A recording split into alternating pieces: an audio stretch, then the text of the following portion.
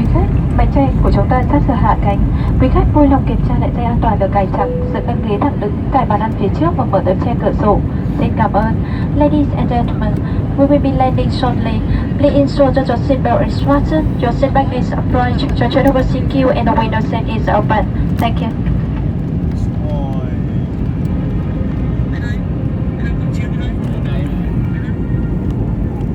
Tàu cảnh sát, tàu hải cảnh, tàu cảnh sát cũng phải có nắp pháo, gì vậy? Nó rong cái gì mà nó quên?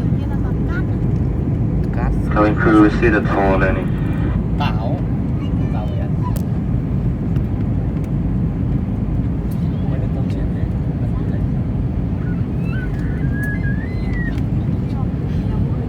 Tảo. Vào đất lượt rồi. Bây giờ bán nhiều nhỉ? Pháo. Pháo phết rồi. Đâu? Đấy mấy cái chiếc lên đấy.